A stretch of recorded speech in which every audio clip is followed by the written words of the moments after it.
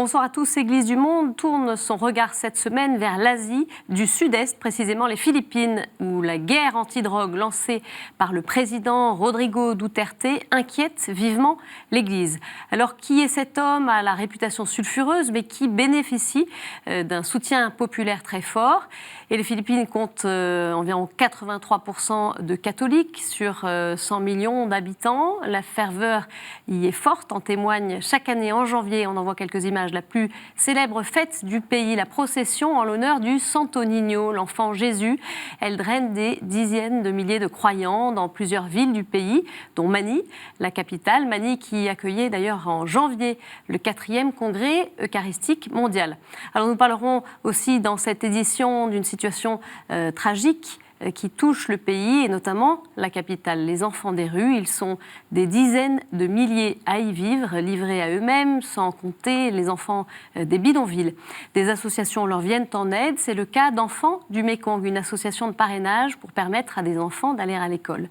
Parti en reportage aux Philippines il y a quelques mois, Mathieu Delaunay, journaliste au magazine d'Enfants du Mékong Asie Reportage, est notre invité. Bonsoir. Bonsoir. Alors peut-être une première photographie. Vous avez fait 2 séjours, 2015 puis 2016 aux Philippines. Finalement, quand vous y pensez aujourd'hui, qu'est-ce qui vous a marqué dans ce pays ? Le monde, le bruit et l'infinie délicatesse et l'infinie joie, en tout cas, qui transparaît de ces 100 millions d'habitants. Partout de la pauvreté vraiment visible, une pauvreté violente. Qui augmente d'ailleurs. Et qui a tendance à stagner. Les statistiques ne sont pas très précises là-dessus. Mais en tout cas, je crois qu'il y a une amélioration entre 2012 et 2015. Voilà, donc une pauvreté quand même très importante, des bidonvilles de plus en plus importants aussi, de plus en plus gros. Et pourtant partout des sourires. Alors est-ce que ces sourires cachent la misère ou est-ce que c'est aussi une manifestation d'une grande dignité ? Je penche un peu pour les deux, je me situe un peu sur les deux, mais voilà, c'est surtout cette ambiance assez latine au cœur de l'Asie du Sud-Est. Alors, on va revenir sur le contexte politique qui fait beaucoup de bruit ici. Depuis le mois de juin, Rodrigo Duterte est aux commandes de ce pays. Il s'est lancé dans une guerre sans pitié contre les trafiquants et les consommateurs de drogue. Je donne un chiffre publié par Amnesty International. Depuis qu'il a été élu, plus de 7000 personnes ont été tuées, la police étant directement impliquée dans environ 2500 cas. Nous avons posé une question au père Daniel Godefroy, fils de la Charité, qui vit dans les bidonvilles du nord de Manille depuis plus de 15 ans, pour savoir un petit peu comment cette nouvelle politique était perçue là où il vivait. Il est en effet confronté à cette violente réalité de cette politique mise en place par Duterte. On écoute son témoignage recueilli par téléphone par Gabriel Kerry. La majorité des gens qui sont tués, c'est des gens vraiment qui sont dans la grande pauvreté. Les actions qui sont faites ne touchent pas suffisamment les gens qui sont les seigneurs de la drogue, si on peut dire, tous ceux qui fabriquent, tous ceux qui organisent. Ça touche plus les gens qui sont déjà des victimes. Depuis 6 mois, dans le quartier où je suis, on a fait au moins 4 funérailles de gens qui ont été exécutés, soit directement par la police, soit par des groupes qui sont inconnus. Il y a à peu près les 2/3 qui sont des exécutions parallèles par des gens dont on ne sait pas qui c'est. Peut-être qu'il y a des liens avec la police. Et puis aussi, on peut penser qu'il y a un certain nombre de règlements de compte, qui ne sont pas forcément d'ailleurs des choses qui sont liées à la drogue. Ça peut être des exécutions de gens qui veulent régler des comptes et qui profitent de cette impunité, d'une certaine manière, de la part du président pour faire leur mauvaises actions. Il n'y a pas un climat de peur, mais en fait, c'est quand même une très très grande préoccupation. C'est donc une grande préoccupation. Vous, qu'est-ce que vous avez perçu sur place ? Est-ce qu'il y a une préoccupation de la part de la population ou voilà, qu'est-ce que vous avez vu à ce sujet-là ? On m'a beaucoup interrogé en tant qu'occidental sur ce que j'ai pu lire, voir ou entendre dire sur les Philippines. Ça, c'est vraiment ce qui intéressait beaucoup les Philippins, de savoir quel regard nous on portait. Exactement, comment est-ce qu'on parle de leur pays. Je crois qu'il y a une chose qui est quand même importante à dire, c'est que Duterte, manifestement, semble avoir redonné un peu de dignité justement aux Philippines, enfin en tout cas pour les Philippins. Et ça paraît étonnant quand on Exactement, entend aussi mais les Philippins me disaient, les Philippins que Ouais. j'ai pu rencontrer, donc quelques poignées, enfin quelques dizaines, disons, Ouais. me disaient il essaie de tenir la dragée haute à ceux qui étaient avant, aux États-Unis, enfin voilà, avec des moyens de communication qui sont pour le moins douteux. Mais il y a ce côté-là, moi en tout cas, que j'ai noté. Alors bien sûr, la préoccupation réelle, parce que la violence aujourd'hui est un peu plus libre et libérée. Et Duterte a précisé que, en ce qui concernait les trafics de drogue, les réglementations étaient très lâches. Enfin, on pouvait, en l'occurrence, c'est le témoignage du père qu'on vient d'écouter, c'est les règlements de compte sont de plus en plus importants et en plus on risque d'être moins inquiété pour ces problèmes de violence. Donc ça, c'est une certitude que c'est une préoccupation des populations. Mais encore une fois, ce qui est très intéressant dans le témoignage du père, c'est que on s'attaque aux tout petits, donc aux très très pauvres, et pas encore aux barons et aux barons des cartels. Alors est-ce que c'est une première attaque et qui va remonter petit à petit les échelons de la drogue? Je ne sais pas du tout, mais en tout cas, c'est très important à noter. Pour l'instant, les puissants ne sont pas encore trop inquiétés. Effectivement, et ça, on l'a pas entendu ça. Et j'ajoute qu'une marche pour la vie s'est tenue à Manille. Alors ça, c'était le 18 février, à l'appel des évêques philippins, qui sont très préoccupés par ce qui se passe. Environ 20 000 personnes y ont participé. Alors l'Église des Philippines, elle a exprimé à plusieurs reprises son inquiétude face à cette politique musclée du président. Mais dans le fond, la base, les catholiques, les fidèles se mobilisent peu, il semblerait. On ne voit pas des élans du côté de la population. Écoutez, moi, pour les 3 semaines que j'ai passées aux Philippines, enfin le mois que j'ai passé aux Philippines au mois de novembre 2016, donc depuis l'élection du dernier président, j'ai pas eu à voir ou à constater de grands mouvements. Mais parce que les endroits où j'étais peut-être ne s'y prêtaient pas. En l'occurrence... Est-ce qu'il y a une inquiétude aussi peut-être de la population qui peut-être n'oserait pas se manifester? La population des bidonvilles, je pense que c'est à peu près certain, mais ils vivent dans un tel état de vulnérabilité du fait de leur extrême pauvreté. On ne peut pas se cacher quand on est très pauvre. Et on peut pas. Et puis les maisons sont insalubres. Enfin, ce sont des petits murs de tôle, des toits de tôle. Donc, en plus, l'insécurité est prégnante et surtout, elle est totale à tous les niveaux. Alors pas depuis l'élection de Duterte, mais ce qu'il y a de certain, c'est que le fait de savoir que certains crimes peuvent être impunis, peut-être. Angoisse encore plus les populations, ça paraît assez probable. On peut l'imaginer. En tout cas, le nouveau président philippin qu'on a pu entendre surnommer le Donald Trump d'Asie défraye la chronique par ses propos et ses méthodes. Et il est pourtant très populaire dans son pays. Alors comment expliquer ce paradoxe? Gabriel Kerry a posé la question au père Pierre de Charentenay, jésuite, ancien rédacteur en chef de la revue Études, qui a vécu aux Philippines. On écoute sa réponse. Il a un côté très local. Il a un langage très direct, très ordinaire, puisqu'il ne fait pas de grandes phrases et il n'est pas la diplomatie. Et donc c'est un homme qui est arrivé sur la scène nationale et qui a produit un véritable tremblement de terre dans la mesure où sa logique, et ça c'est très important, c'est une logique de l'intérêt général qui n'inclut pas les droits de l'homme. Alors vous allez me dire c'est une logique étrange, mais c'est une logique qui est vraiment philippine, c'est une logique de là-bas, dans beaucoup d'endroits où la vie humaine individuelle compte souvent très peu, mais ce qui compte c'est plutôt l'ensemble de la vie sociale et de l'intérêt général pour l'ensemble de la population. Donc cet homme a appliqué au niveau national ce qu'il a fait dans sa ville de Davao, qui est de liquider purement et simplement les trafiquants de drogue, mais en même temps, c'est un homme qui a créé des centres de santé, qui se préoccupe d'améliorer le métro, d'améliorer l'enseignement, de faciliter la vie des familles. Il voudrait que le nombre de familles dans les quartiers populaires soit plus réduit, donc faciliter la contraception, etc. Donc vous voyez, c'est une logique différente et qui pour nous est un peu surprenante, mais qui, dans ce pays, est approuvé à 80% de la population.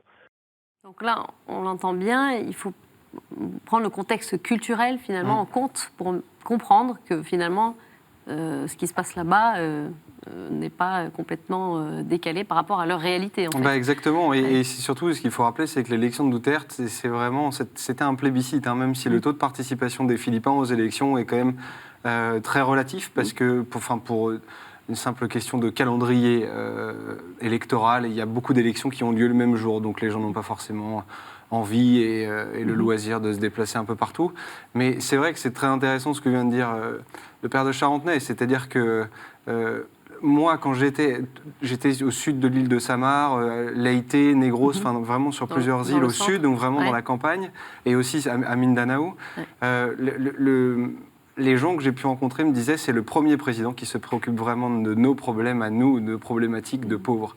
Et alors le trafic de drogue est un premier pas qui est visuel. Hein, c'est un vrai fléau dans ce pays. Le trafic de drogue, c'est un grand problème parce que des centaines de milliers de personnes se droguent. Par exemple, tous les enfants des rues, qui est quasiment tous, à 99%, je pense, sont drogués. Donc ça représente une part immense de la population. On sait très bien qu'en plus, la corruption sur l'archipel n'est pas neutre. Hein, enfin, elle est même très importante. Et qu'on a découvert...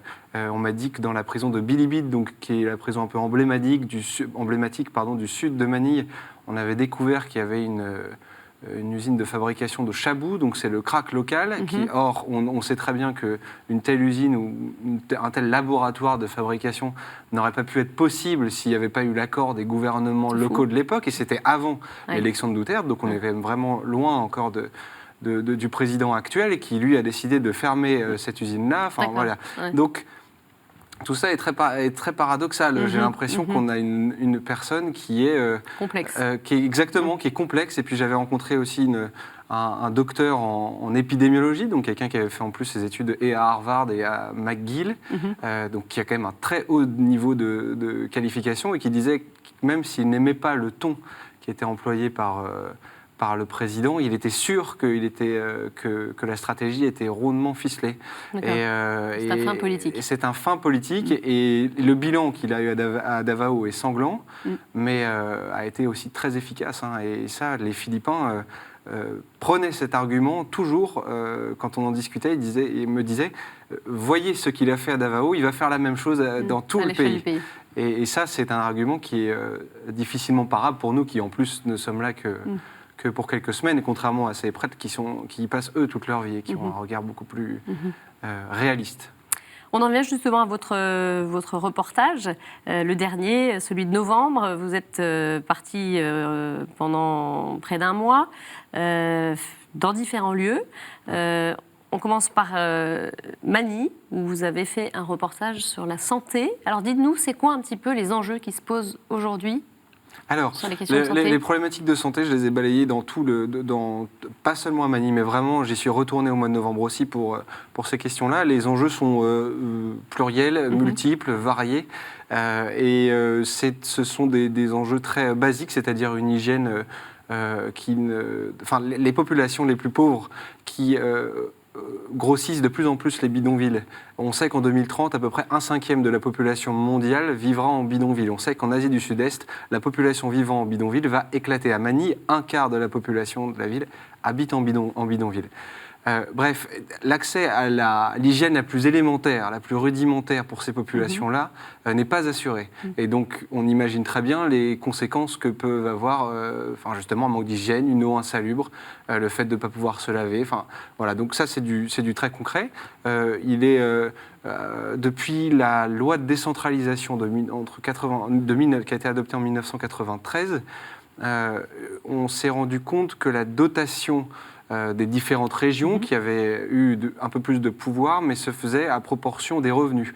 Et donc, pour prendre un exemple très concret, la ville de Makati, donc, qui se trouve sur les pourtours de Métro Manila, de Manille, voilà, c'est en périphérie, on va dire, qui est la ville des expatriés, donc qui est très riche, a des hôpitaux de dernier cri, avec des médecins d'un très haut degré de qualification.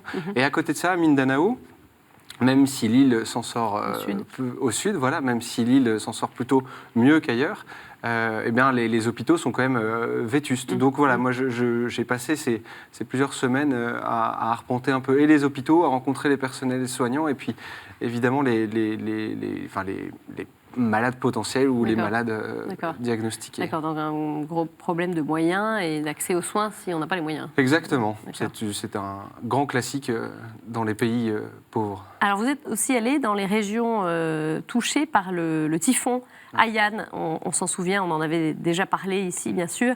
Haiyan qui s'est abattu en 2013, novembre 2013 sur le centre de l'archipel et qui avait fait près de 8000 victimes. Enfants du Mékong étaient intervenus, notamment en aidant à la reconstruction. Donc vous êtes allé à Tacloban et sur l'île de Samar pour voir un petit peu comment la population se relève. Exactement, pour voir comment la reconstruction se déroulait. Alors aujourd'hui, toutes les Enfants du Mékong a reconstruit environ 2500 maisons et on évalue à peu près à 5 à 6 personnes par famille, donc ça représente quand même une certaine... par rapport aux millions de déplacés à cause du typhon, c'est une petite goutte d'eau, mais c'est vraiment la vocation d'Enfants du Mékong, c'est d'essayer d'allumer des lumières un peu dans les ténèbres, enfin si on peut dire. Et voilà, donc je suis allé là-bas pour prendre un peu le pouls des populations sur place. Alors, j'ai été assez surpris de voir sur le fronton des maisons marqué « Thank you, Haiyan ». Donc Haiyan, c'est le nom du typhon qui a frappé en 2013. Alors. Et en fait, les habitants, bien sûr, ont été meurtris dans leur chair, ont perdu très souvent des proches, des membres de leur famille, mais il s'avère que depuis la reconstruction, ils vivent dans des maisons d'une plus grande qualité qu'avant le typhon. Et ce sont des choses très concrètes. Ça peut être des maisons en dur, même si c'est parfois des maisons en bois, mais c'est des maisons surélevées, sur pilotis, avec des claies qui peuvent permettre l'écoulement des eaux. Je suis allé du coup à Tacloban, dans un quartier très pauvre. J'ai vu les photos avant-après, ça n'a absolument rien à voir, même si il y a encore des choses à faire, c'est évident, mais la grande qualité de la reconstruction et du coup on peut dire de la remise en question des Philippins, c'est le fait d'avoir reconstruit en groupe. Par groupe de 5 familles, ils ont reconstruit chacun les uns après les autres. Ils se sont entraidés, exactement. Et ça, c'était la démarche d'Enfants du Mékong ? Et ça, c'était la démarche d'Enfants du Mékong, mais qui s'inscrit en fait dans une connaissance. On a un maillage local qui est très fort depuis notre arrivée sur l'archipel et qui du coup nous permet d'éviter certains écueils. Et en fait, le collectif, c'est quelque chose qui fait partie intégrante de la culture philippine. Et c'est ce qui explique aussi leur extraordinaire résilience, parce que les Philippins, à Tacloban ou sur l'île de Samar, ils peuvent prendre 5 ou 6 typhons par an. Alors évidemment pas de cette intensité-là, qui est assez exceptionnelle, mais voilà, cette grande force des Philippins s'explique aussi par le collectif. Et c'est ça que j'ai vraiment pu noter. Et il y a quelque chose qui m'a beaucoup intéressé aussi, c'est que depuis le typhon et depuis que les maisons sont en meilleur état, les familles s'investissent beaucoup plus dans l'entretien de la maison dont ils disposent, et les enfants s'investissent aussi beaucoup plus, participent beaucoup plus au ménage, participent beaucoup plus à l'entretien, parce qu'ils ont participé à la construction de la maison en 2013. Et ce qui est très intéressant aussi, c'est que ces enfants-là vont beaucoup plus chez eux, c'est-à-dire qu'avant, du fait des maisons insalubres et des quartiers vétustes dans lesquels ils vivaient, ils restaient plutôt à l'extérieur et donc du coup n'étudiaient pas. Et ce qu'on note aujourd'hui depuis la reconstruction, c'est que les enfants sont beaucoup plus à leurs devoirs, beaucoup plus à leur scolarité et les résultats s'en ressentent. D'accord, donc c'est un cercle vertueux. Exactement. On revient à l'année 2015 où vous étiez parti une première fois en reportage, notamment à Manille, avec un reportage sur les enfants des rues. Oui, j'ai eu la grande chance de passer notamment une nuit avec les enfants des rues grâce à l'association Anak TNK du père Daucher, dont on a beaucoup entendu. J'imagine que vous connaissez bien ici, puis dont on a quand même beaucoup entendu parler au niveau national. Et du coup, ça s'appelle une Big Night, donc c'est une tournée en fait avec des travailleurs sociaux qui font la tournée un petit peu des endroits où squattent, parce qu'il n'y a pas d'autre terme, les enfants des rues. Et l'idée, c'est de passer quelques dizaines de minutes avec eux, de proposer des jeux, des activités, essayer de discuter. Et puis les travailleurs sociaux pose beaucoup de questions et se renseigne sur la vie évidemment de ces enfants, comment est-ce que ça va, comment est la situation en ce moment avec la police, avec les commerçants. Et parfois, 1 ou 2 enfants montent dans le camion et sont ramenés au centre le soir.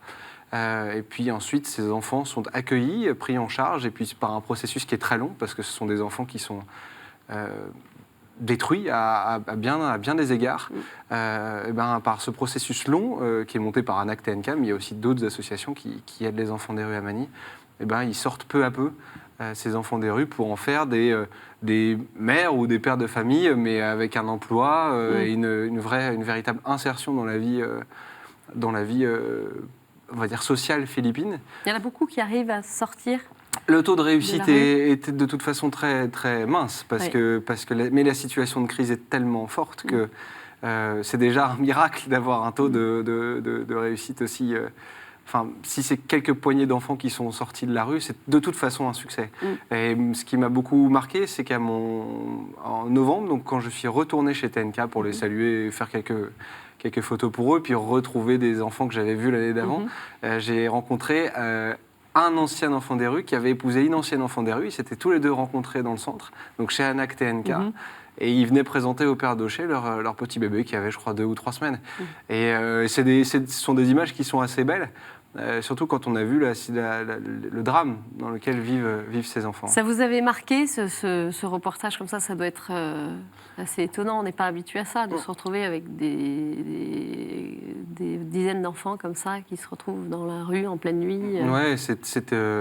Oui, bien sûr, en Occident, on est très peu confronté à ces problèmes-là. Bien sûr que ça m'a marqué, qui ne le serait pas. Et puis, en fait, j'ai été surtout très marqué par le jeune âge de ces enfants, parce que je m'attendais à voir plutôt des enfants on va dire de 7 à 12 ans. Et en fait, j'ai vu des enfants de 2 ou 3 ans qui sont seuls dans la rue. Alors, ils vivent en bande. Ce sont des gangs, mais et puis parfois, certains enfants, en fait, sont simplement laissés par leurs parents la journée et retrouvent un foyer familial dans la rue encore. Mais on retrouve une petite cellule familiale, mais 30 à 40 000 enfants vivent seuls ou en bande. Et bien sûr, de voir des enfants de 6 ou 7 ans drogués, abusés, parce qu'ils ont quasiment tous été abusés sexuellement. Oui, bien sûr. On est très interrogé par ces vies-là. Et en même temps, on est assez choqué par la vitalité de ces enfants. Et je pense que c'est sur cette vitalité-là que des associations comme ANAC TNK s'appuient. Et, ces petits hommes et ces petites femmes sont d'une grandeur assez remarquable, vraiment. Et ça m'a beaucoup marqué. Vous parliez de ces enfants qui sont à 99% drogués, finalement, dans la rue. C'est une préoccupation pour les associations face, justement, à la politique du président de lutte sans pitié contre la drogue. Ça interroge les associations ? Bien sûr. Comment ne pas être interrogé par des décisions comme celle-là qui attaquent en premier lieu des populations déjà extrêmement vulnérables. Et quand les associations essayent justement de travailler avec ces populations-là, on est forcément interrogé. Pour autant, je le rappelle, ce président a été démocratiquement élu et a un score fleuve. Du coup, bien sûr qu'on se pose des questions. Sur la sécurité, tout simplement, de ces enfants. Mais sur la sécurité de ces enfants, bien sûr, c'est une évidence. Pour autant, il y a aussi un nouveau centre qui a été ouvert, je ne l'ai pas vu, mais je crois qu'il a été ouvert à Manille récemment, et qui propose un accueil meilleur que ce qui était le cas des années auparavant. Même si ce n'est pas difficile, c'est tout de même une avancée. Et puis il y a quelque chose aussi que je voulais dire, c'est qu'avec l'ASEAN, l'union des pays asiatiques, il y a aussi une uniformisation de beaucoup de choses, du système scolaire, du système de santé, en tout cas, même si on n'y est pas, on tend vers ces objectifs-là. Et la scolarisation commence à s'améliorer, même si le travail est encore très important à faire. Voilà, et la réalité philippine est très complexe, mais les questions restent évidemment en suspens. Dernière question très rapidement, un défi pour vous important pour l'avenir de ce pays ? Peut-être l'Enfant du Mékong travaille vraiment dans le cœur de métier d'Enfant du Mékong, c'est la scolarisation et l'éducation. Il y a encore beaucoup à faire, mais des améliorations sont remarquées, sont notées, même si la tâche est encore immense. Merci beaucoup Mathieu Delaunay pour Merci. votre éclairage sur les Philippines. Et si vous voulez en savoir plus sur Enfants du Mékong, eh bien, je vous renvoie au site internet de l'association qui s'affiche sur vos écrans, enfantsdumekong.com. Et je signale au passage votre livre, Un parfum de mousson, nouvelles du sud-est asiatique, publié aux éditions Transboréal. Merci de nous avoir suivis. Vous pouvez revoir cette émission sur notre site et nos réseaux sociaux. Très bonne semaine à tous, à mercredi prochain. Au revoir.